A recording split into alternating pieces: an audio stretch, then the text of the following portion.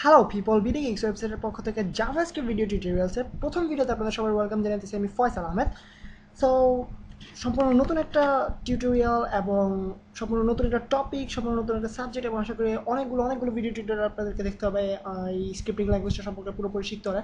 এবং প্রথমে আপনাদেরকে বলে নিতে হবে যে জাভাস্ক্রিপ্ট ব্যাপারটা হচ্ছে অ্যাকচুয়ালি একটা স্ক্রিপ্টিং ল্যাঙ্গুয়েজ অথবা ওয়েব প্রোগ্রামিং ল্যাঙ্গুয়েজ বলা যেতে পারে।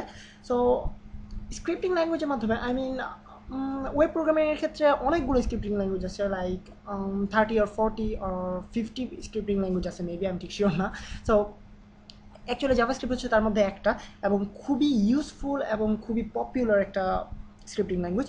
সো এর মাধ্যমে এটার কাজ হচ্ছে বেসিক্যালি আমাদের ওয়েব পেজগুলোকে ইন্টারেক্টিভ করার ক্ষেত্রে, অর্থাৎ আমাদের ওয়েব পেজগুলোকে স্টাইলিশ করার ক্ষেত্রে অথবা ইন্টারেক্টিভ ডাইনামিক করার ক্ষেত্রে।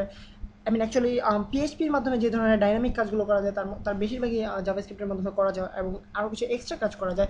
এবং পিএইচপিতে যদিও কিছু এক্সট্রা কাজ করা যায় যেগুলো জাভাস্ক্রিপ্টের মাধ্যমে করা যায় না, বাট জাভাস্ক্রিপ্টের বেসিক কাজটা হচ্ছে আমাদের ওয়েব পেজকে স্টাইলিশ এবং ইন্টারেক্টিভ করা। অর্থাৎ আপনার বিভিন্ন ওয়েব পেজে গেলে দেখতে পাবেন যে দেখা যায় হয়তো বা কোনো একটা ওয়েব পেজে থাকবে যে একটা লেখা বিভিন্ন স্টাইলে রাউন্ড করতেছে অথবা চেঞ্জ হচ্ছে, এগুলো হচ্ছে জাভাস্ক্রিপ্টের কাজ। অথবা আপনাদের ড্রপ ডাউন মেনিউ দেখে থাকবেন আপনারা বিভিন্ন ওয়েবসাইটে, অথবা আপনাদের বিভিন্ন স্টাইলিশ বাটনস দেখে থাকবেন যেগুলোতে আমরা যদি মাউস আমাদের রোল ওভার করি অথবা মাউস হোভার করি সেক্ষেত্রে হয়তো একটা নতুন একটা ইমেজ চলে আসে। সো এইসব ইফেক্টগুলো বেসিক্যালি জাভাস্ক্রিপ্টের মাধ্যমে তৈরি করা হয় ওয়েব পেজে।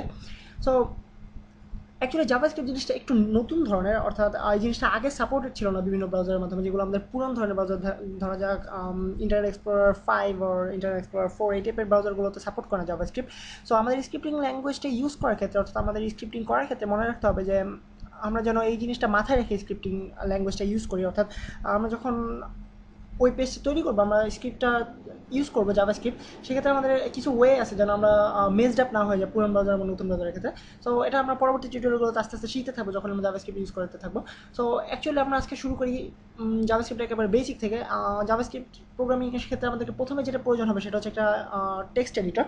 এটা আমরা নর্মাল নোটপ্যাড দিয়ে করতে পারেন আপনারা, অথবা যে কোনো নোটপ্যাড দিয়ে করতে পারেন, অথবা যে কোনো টেক্সট এডিটর দিয়ে করতে পারেন।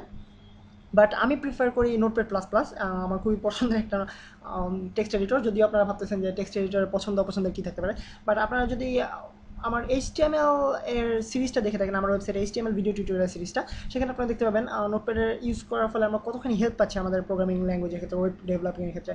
সো আপনারা যারা নোটপ্যাড ডাউনলোড করতে পারতেছেন না, অথবা যারা হয়তো বা খুঁজে পাচ্ছেন না নোটপ্যাডে কীভাবে ডাউনলোড করতে হবে, ইনস্টল করতে হবে, তারা অবশ্যই আমার এইচটিএমএল ভিডিও টিউটোরিয়ালের প্রথম ভিডিওটা দেখে নেবেন। সেখানে আমি কীভাবে নোটপ্যাড প্লাস প্লাস ইনস্টল করতে হয় এবং ডাউনলোড করতে হয় সে সম্পর্কে সম্পূর্ণ ডেমনস্ট্রেট করেছি।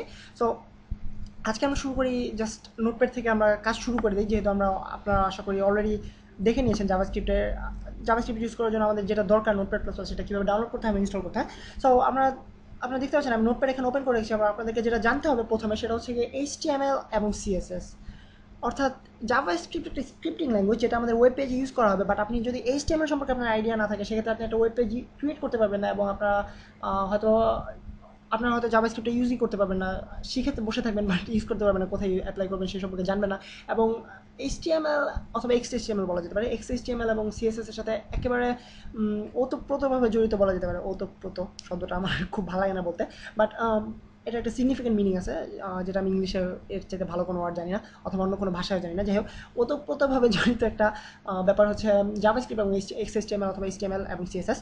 সো আপনাদেরকে এইচটিএমএলটা অবশ্যই জানতে হবে, এবং আশা করি আমার ওয়েবসাইটের বিডিএক্স ওয়েবসাইটের এইচটিএমএল ভিডিও টিউটোরিয়াল সিরিজ থেকে আপনারা অনেকখানি হেল্প পেয়েছেন, এবং আমি এখানে যতগুলো এইচটিএমএল কোডিং ইউজ করবো অথবা এইচটিএমএল ট্যাক্স ইউজ করবো সেক্ষেত্রে সেগুলো আপনারা অলরেডি আমার এইচটিএমএল ভিডিও টিউটোরিয়ালগুলো থেকে শিখে আসছেন।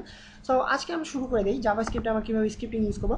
সো জাভাস্ক্রিপ্টের ক্ষেত্রে আমাদেরকে যেটা করতে হয় সেটা হচ্ছে ট্যাক্সের মাধ্যমে ইউজ করতে। আমরা আগেই বলেছি, আমার এইচটিএমএল ভিডিও টিউটোরিয়াল যারা দেখেছেন তারা জানেন যে এইচটিএমএল ভিতরে আমরা যে কোনো কিছু ইউজ করে থাকি ট্যাক্সের ভিতরে। সো ট্যাক্স কিসের সম্পর্কে আমি এইচটিএমএল টিউটোরিয়ালগুলোতে আলোচনা করেছি, এবং নতুন করে আলোচনা করে আপনাদেরকে বোর্ড করতে চাচ্ছি না, যারা শিখে এসেছেন তাদেরকে, অথবা যারা অলরেডি জেনে গেছেন তাদেরকে আমি বোর্ড করতে চাচ্ছি না। সো আমি জাস্ট কন্টিনিউ করি, অথবা যারা জানেন না তারা একটু কষ্ট করে আমার এইচটিএমএল ভিডিও টিউটোরিয়ালগুলো দেখে নেবেন আশা করি। সো আমাদেরকে যেটা করতে হবে সেটা হচ্ছে ট্যাগস ইউজ করতে হবে, এবং আমরা একটা ট্যাগ ইউজ করি সেটা হচ্ছে স্ক্রিপ্ট। এটা হচ্ছে আমাদের ট্যাগ। জাভাস্ক্রিপ্ট ইউজ করার জন্য আমাদের স্ক্রিপ্ট ট্যাগের ভিতরে আমরা আমাদের সব কোডিংগুলো করবো, অর্থাৎ আমাদের জাভাস্ক্রিপ্টের প্রোগ্রামিং ল্যাঙ্গুয়েজগুলো কোডিংগুলো সব কিছু আমাদের স্ক্রিপ্ট ট্যাগের আন্ডারে থাকবে। দেন আমাদেরকে যেটা লিখতে হবে সেটা হচ্ছে টাইপ এবং দুটো সম্ভবত কী বলে এগুলোকে ডাবল কোটেশন মার্ক আর সিঙ্গেল কোটেশন মার্ক, অ্যাকচুয়ালি এগুলো ডাবল কোটেশন মার্ক, যাই হোক। সো ডাবল কোটেশন মার্কের ভিতরে আমাদেরকে লিখতে হবে টেক্সট স্ল্যাশ জাভাস্ক্রিপ্ট। অবশ্যই খেয়াল করবেন টেক্সট স্ল্যাশ জাভাস্ক্রিপ্ট, এক্স্যাক্টলি এই কথাটা না লিখলে হবে না। আপনি যদি সরি বডি, সো আপনি যদি জাস্ট টেক্সট ব্ল্যাক স্ল্যাশ লিখুন সেক্ষেত্রে এটা কাজ করবে না সম্ভবত। আমি নিজে কখনো ট্রাই করিনি, আপনারা ট্রাই করে দেখতে পারেন। অথবা আপনারা জাভাস্ক্রিপ্ট স্ল্যাশ টেক্সট লিখলেও এটা কাজ করবে না। সো আপনাদেরকে এক্স্যাক্টলি এই কথাটা লিখতে হবে টেক্সট স্ল্যাশ জাভাস্ক্রিপ্ট। দেন আমরা একটা এন্ড ট্যাগ তৈরি করবো।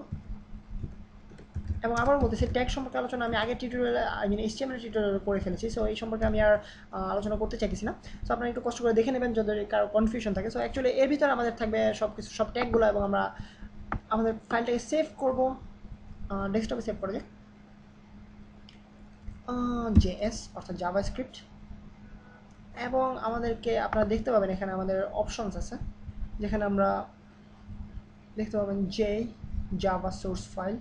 এটা নয়, আমাদেরকে দেখতে হবে জাভাস্ক্রিপ্ট। অ্যাকচুয়ালি জাভা এবং জাভাস্ক্রিপ্টকে যারা একই জিনিস মনে করতেছেন, আগে আমি কাজটা শেষ করিনি। অর্থাৎ আমাদের জাভাস্ক্রিপ্ট সিলেক্ট করতে হবে js.js, আর আমি এখানে জাভাস্ক্রিপ্ট লিখে দিতে পারি পুরোটা JS টিউটোরিয়াল। সো এটা হচ্ছে আমাদের জাভাস্ক্রিপ্ট ফাইল। এটা আমরা সেভ করলাম, সেভ। দেন আমাদের জাভাস্ক্রিপ্ট ফাইল তৈরি হয়ে গেলো। আর অ্যাকচুয়ালি এটা আমাদেরকে জাভাস্ক্রিপ্ট ফাইল হিসেবে সেভ করবো আমরা যখন শুধুমাত্র HTML ট্যাগ ছাড়া আমরা একটা এক্সটার্নাল জাভাস্ক্রিপ্ট ফাইল হিসেবে তৈরি করবো। বাট আমরা যখন HTML এর সাথে একই সাথে জাভাস্ক্রিপ্ট ক্রিয়েট করবো, সেক্ষেত্রে আমাদেরকে সেভ করতে হবে এটাকে জাস্ট সিম্পলি HTML ফাইল হিসেবে। এবং আমরা যখন স্ক্রিপ্টিং ফাইলটাকে ইউজ করবো, এটা আমরা HTML ফাইল এক্সটেনশন থেকে আমরা ইউজ করতে পারি সরাসরি, আমাদের আলাদা একটা ফাইল ইউজ করতে হবে এমন কোনো কথা নেই।